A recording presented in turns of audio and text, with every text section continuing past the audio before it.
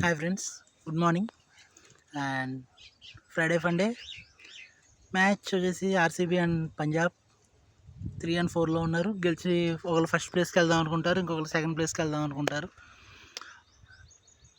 So first of all I will come from the home team. RCB point of view నుంచి వస్తే కనుక they are going good. But the problem is home టీంలో వాళ్ళు match గెలవలేదు. 2 matches, 2 ఓడిపోయారు.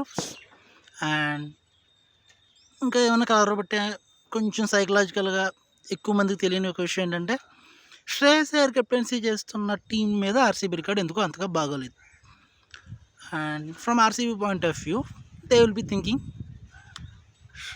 Punjab so team పరంగా పెద్ద problems కాకపోయినా వీళ్ళకున్న 2 ప్రాబ్లమ్స్ అయితే ఇవి.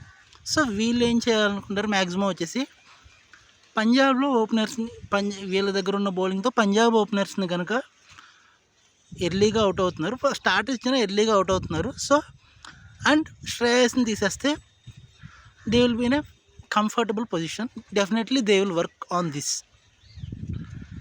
శ్రేయస్ అయ్యర్ని బాగా ఏం చేస్తారు and openers of Punjab.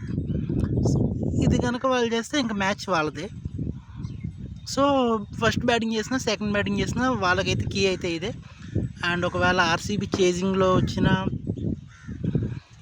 First బ్యాటింగ్లో వచ్చినా బాగా ఆడుతున్నారు, బ్యాటర్స్ అయితే బాగానే ఉన్నారు కాబట్టి వీళ్ళకి ఎటు చూసినా వీళ్ళకి బాగానే ఉంది. From Punjab point of view ఒకవేళ వాళ్ళు ఫస్ట్ బ్యాటింగ్ చేస్తే ఈ థ్రెట్ అయితే ఉందని కదా, నేను చెప్పిన థ్రెట్ అయితే ఉంది కదా, ఒకవేళ ఆ థ్రెట్ని వాళ్ళు ఎస్కేప్ చేస్తే ఓకే, ఎస్కేప్ చేసి ఒక మంచి స్కోర్ బోర్డు మీద పెడితే వాళ్ళకి డిఫెండ్ చేయడానికి బౌలర్స్ బాగానే ఉన్నారు.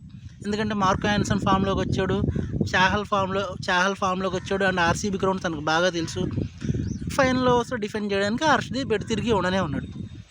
సో ఇది పంజాబ్ పాయింట్ ఆఫ్ వ్యూలో. బట్ ఒకవేళ ఆ థ్రెట్ వచ్చిందంటే కనుక స్కోర్ రాదు ఆర్సీబీ ముందు, దాన్ని డిఫెండ్ చేయడానికి కష్టం అవుతుంది. So Punjab will be thinking that actually mostly I think for them it is better to చేస్.